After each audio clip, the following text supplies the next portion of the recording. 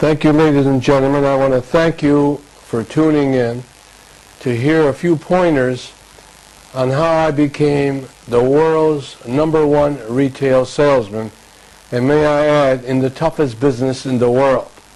Selling automobiles is tough, but for me it's the easiest thing I think I ever did because I learned my profession. Now I'm going to be talking about a few pointers. You should listen to me, possibly write them down, and live by the rules I'm talking about. First off, I want to tell you that I'm not ATA-NA. Now you're probably wondering, what is ATA-NA? All talk and no action. There's a lot of speakers and a lot of people telling other people, my brothers and sisters, how to do it, and they have never been in the firing line. They're talking through theory. I'm talking through experience. And I tell people this, that if Joe Girard can do it, you can do it. I'm not better than you. I have 2 legs, 2 arms, 2 eyes, and 2 ears. But there's one thing I have that I programmed well. That little piece of brain that I honed and honed like you won't believe, to make myself perfect in every way. And I know you can do it. So we're going to talk about a few things that I did in my life that made me hit the top. You can do it. But if you keep saying these words to yourself, if it's to be, it's up to me. Nobody is going to do nothing for you. I'll tell you that right now. Nobody. You're the only person that can do anything you want to do. You are the captain of your ship. So if you want to ask me some questions, I'd be more than happy to answer them for you. Okay, we have a first question here. And the first question is, were you ever a born salesman? No, I wasn't. Salespeople rather, are not born. They are made. Years ago, which I'll talk about in a few moments, where I came from, a very deplorable ghetto. The ghetto is where there's no food, no jobs, no money, and holes in your shoes. As Frank Sinatra would say in one of his songs, I did it my way. I stuttered as a kid because of a lot of things that my dad would say to me. He took away my confidence, and I stuttered until the age 35.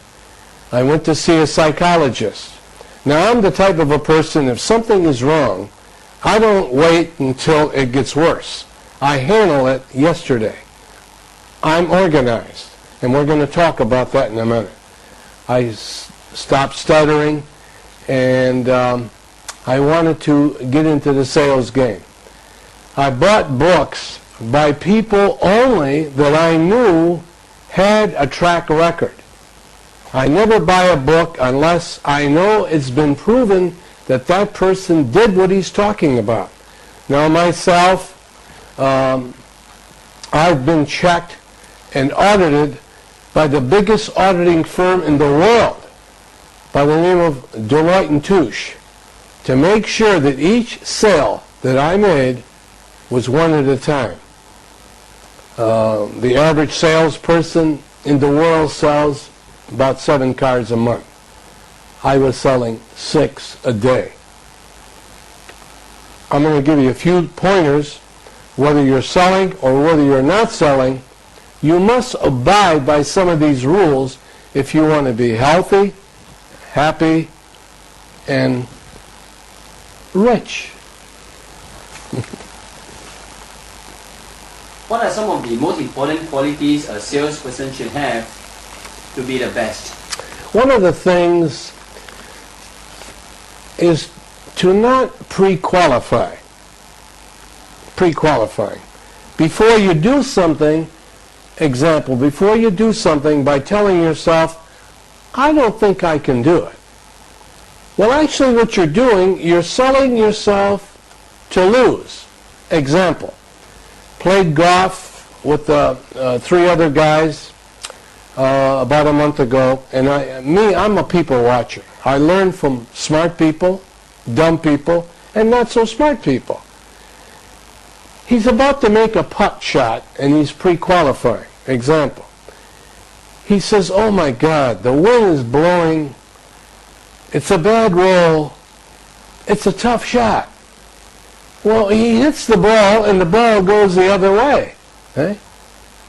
He almost told the ball, don't go in that hole because you're not going to go in there. Or pre-qualifying.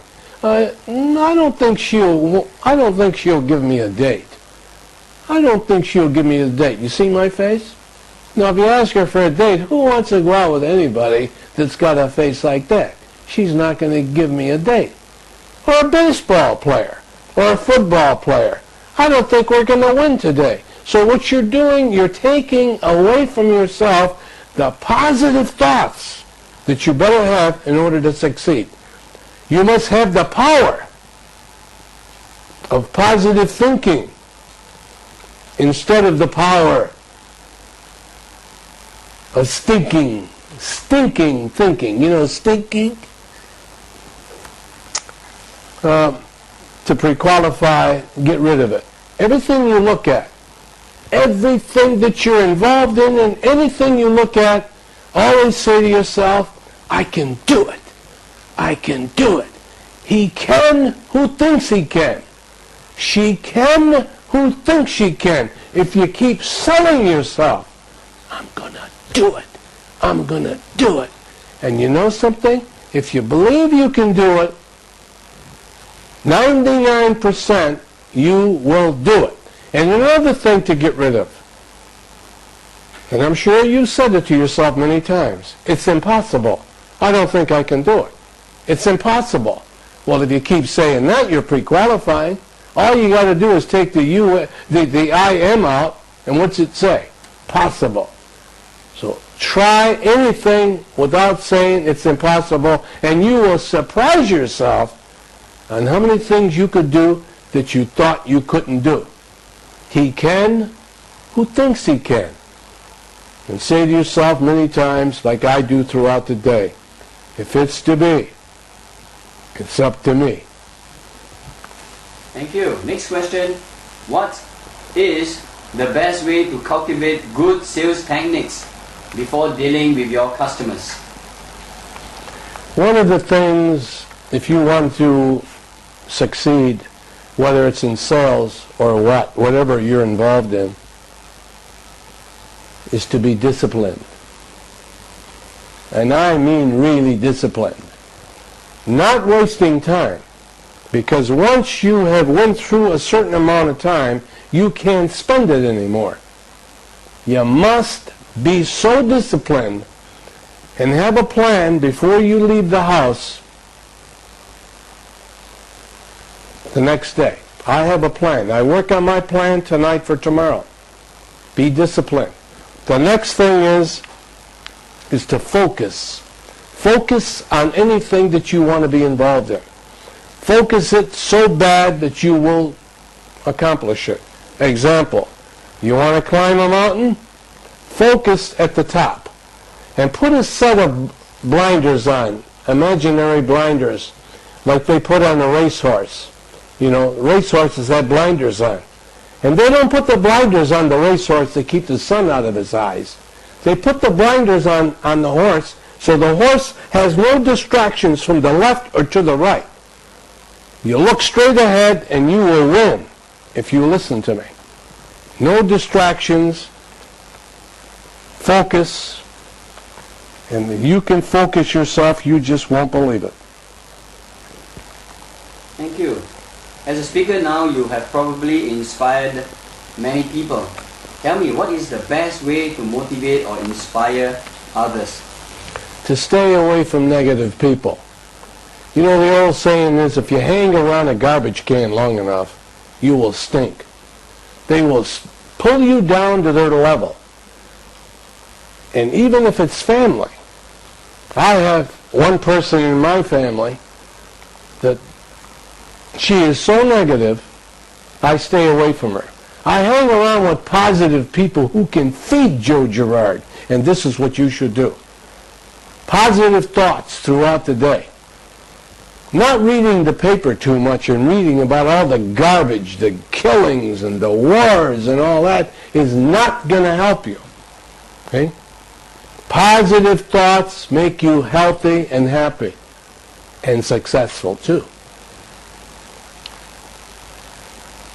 Tell me, how have your friends and your family played a part in your success?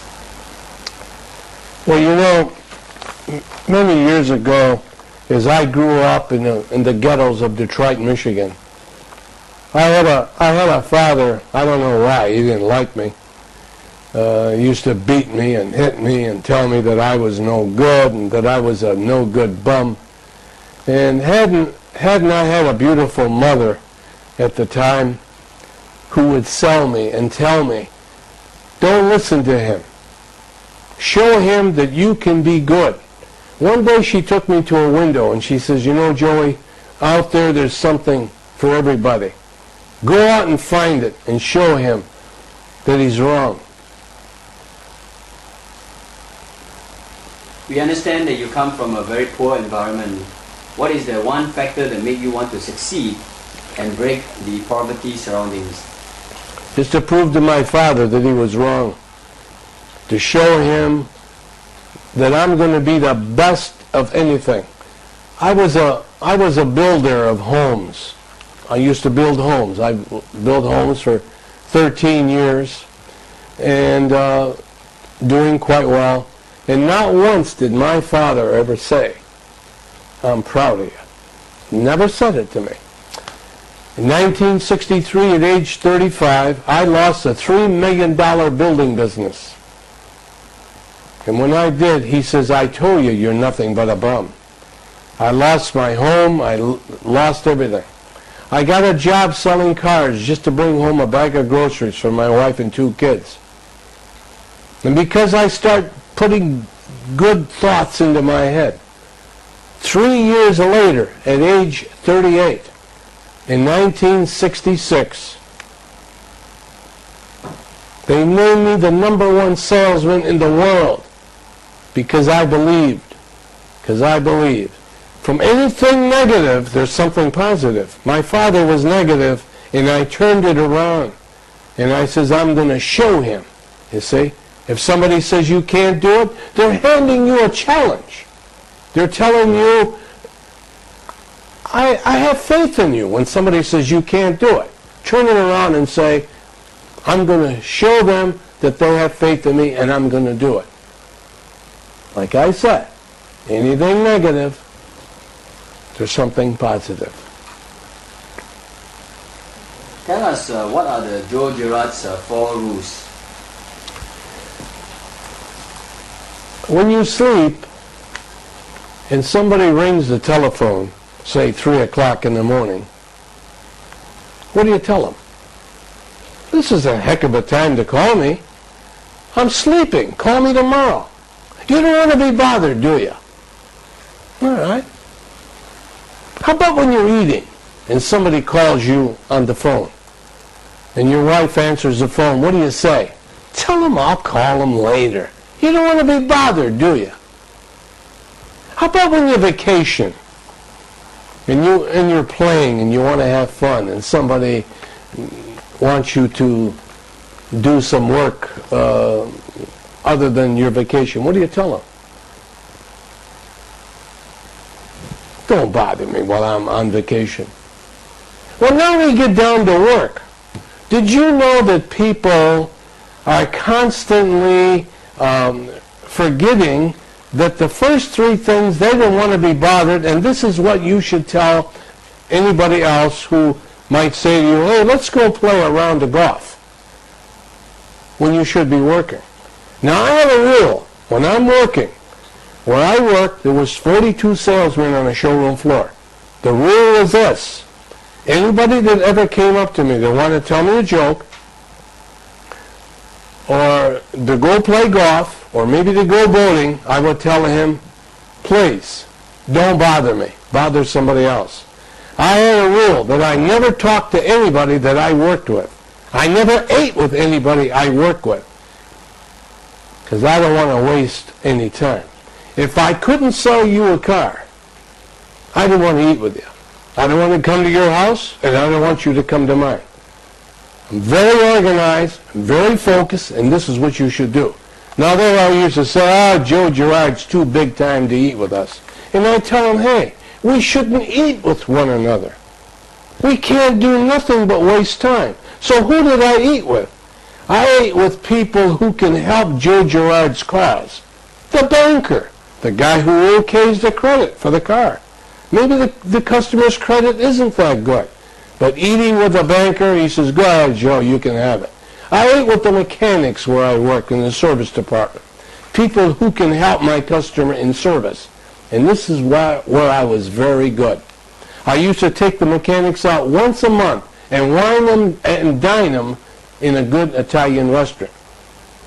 These guys loved me so much they'd kill for me. I used to eat with some of my best customers, people who can send customers to me. But to waste time when I'm working is a big no-no. I think we have time for one last question, and this is a very interesting question. What is the one thing, or what are the things that you are most proud of? One of the things that I'm very proud of is the Guinness Book of World Records. I'm the only salesman that's ever been in the Guinness Book of World Records, and I'm very proud of it for one reason. I didn't have to eat 10,000 bananas to get in here. I got in here because I worked. But I put a word in back of work to make it work. And it's called smart work. So there you got it. You can be what you want to be if you want it. If you want it bad enough. And you know something? I'm rooting for you because I love you. Thank you very much. Thank you.